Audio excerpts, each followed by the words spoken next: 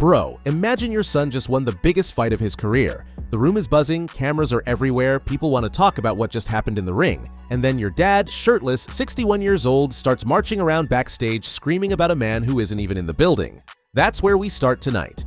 But stay with me, because by the end of this video, the person who actually ends this entire saga isn't Carl Froch, isn't the promoters, and it isn't the contract. It's the one man in the Fury family John actually listens to. Alright, so here's the full picture. Tommy Fury versus Eddie Hall. Manchester.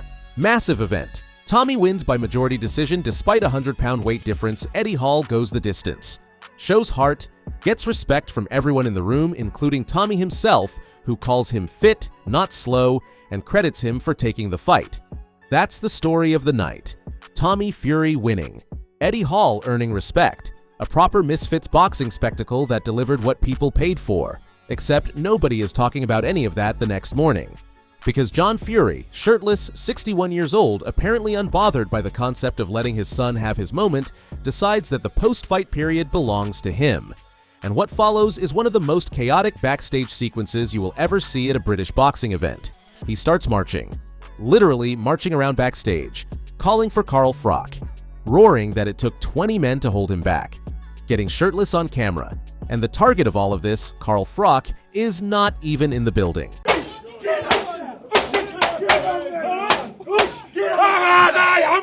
I don't give a fuck! I ain't got fucking bad hands! Fight me, the ultimate male! Where are you, Carl Froch? You can see I'm fucking ready to go, me. It took 20 fucking men to hold me. It took fucking 20 men to hold me back. Where are you, you fucking weird? I'll push them superblood beats right your fucking ass. Get me fucking paid and I'll be here. Here, look here. I am. I don't give a fuck. I ain't got fucking bad hands. Fight me, the ultimate male. The ultimate fucking male. Fight me. Fight fucking me! Huh? Anybody that's fucking built want to fight now? Does any fucking want to fight?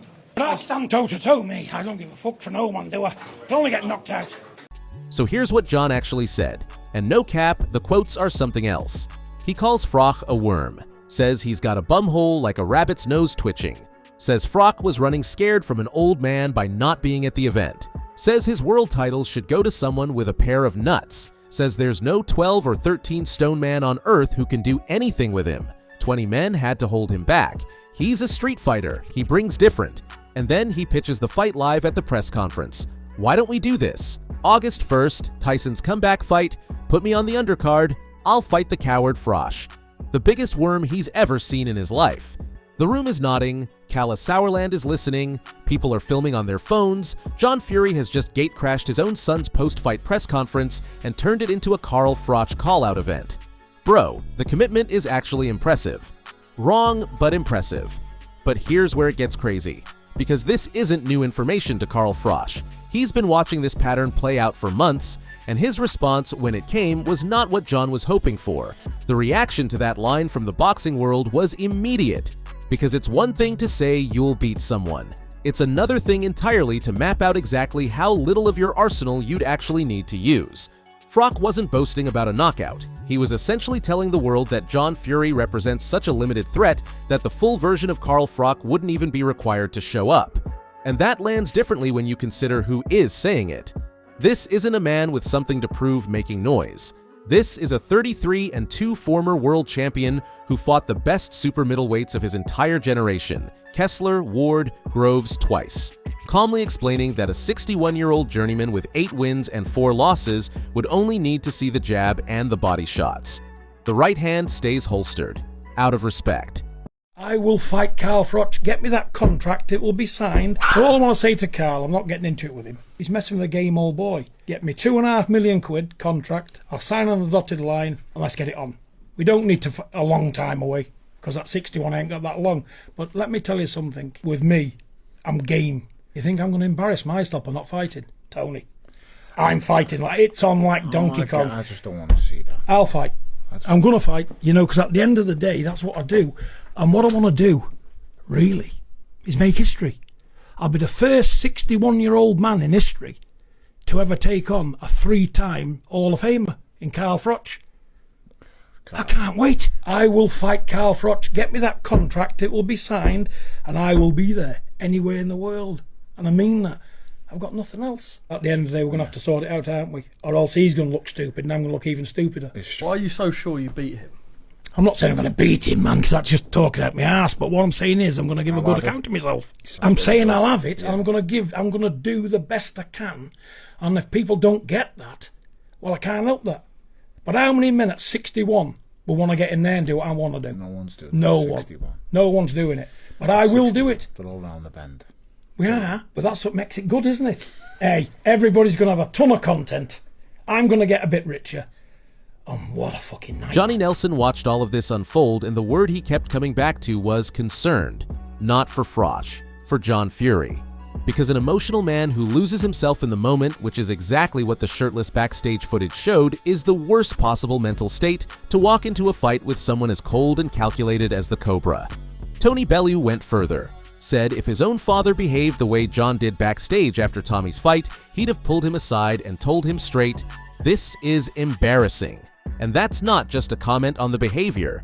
That's a former world champion looking at another former world champion's dad and saying, "You are not built for what you're asking for."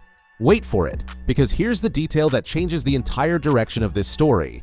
Tyson Fury has now stepped in, and what he said publicly has effectively pulled the handbrake on this entire situation. Tyson, the actual lineal heavyweight champion of the world, a man who understands elite-level fighting better than almost anyone alive, has come out and said he would never let this fight happen. Never. Full stop. For me dad at 60-odd-year-old wanting to fight Carl Froch, and Carl Froch trying to boost his name off an old man's name. Do you think I'm going to let me dad fight Carl Froch? Backhand Carl Froch? Do you know what I mean? How's he going to fight 60-odd-year-old man? Have some brains, you silly fucker. But I remember... Both of them. They need to fucking have a bit of sense and show some professionalism in this game. He dismissed the entire multi-month saga as a massive PR and marketing exercise. Months of callouts, wall punching, press conference takeovers, misfits phone calls, training footage, all of it, in Tyson's words, is show business. A long-running promotional stunt rather than a genuine sporting contest being built. And then he delivered the line that landed hardest of everything said in this entire feud. He said rather than letting his 60-year-old dad get in a ring with a former world champion, he'd just backhand Carl Froch himself, if it ever came to it. Bro, the heavyweight champion of the world just offered to personally handle the situation to stop his dad from getting hurt. That is not the statement of a son who thinks his dad wins this fight. That is the statement of a son who has watched Carl Froch's training footage, listened to Froch explain he'd only need his jab and his body shots, and decided very quickly that this particular piece of show business needs to end before someone in his family gets seriously hurt. And here's what makes this genuinely significant. Tyson didn't just make a joke and move on. He followed it up with something much more serious. He privately warned his dad that Froch is a genuinely dangerous elite-level athlete who could cause him real injury. The heavyweight champion of the world, warning his dad about Carl Froch. No cap, when Tyson Fury, a man who has been in the ring with Deontay Wilder 3 times and Alexander Usyk twice, tells you that someone is dangerous and you need to be careful, you listen.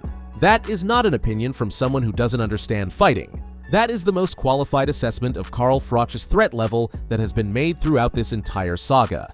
The fight that John Fury has been screaming for all year might have just been killed. Not by a contract dispute, not by money demands, not by Froch backing out, by Tyson Fury deciding his dad needs protecting from the consequences of his own call-out. And somewhere in all of that is the most honest verdict on this entire feud. John Fury is brilliant at generating chaos, brilliant at building attention and headlines and viral moments. But the two people who actually know what Carl Froch is capable of, Froch himself and the man widely considered the best heavyweight of this era, have both said the same thing in different ways. This is not the fight John Fury thinks it is. Drop your prediction below. Does Tyson actually manage to stop this, or does John Fury do what John Fury always does and find a way to make the noise louder than the warning?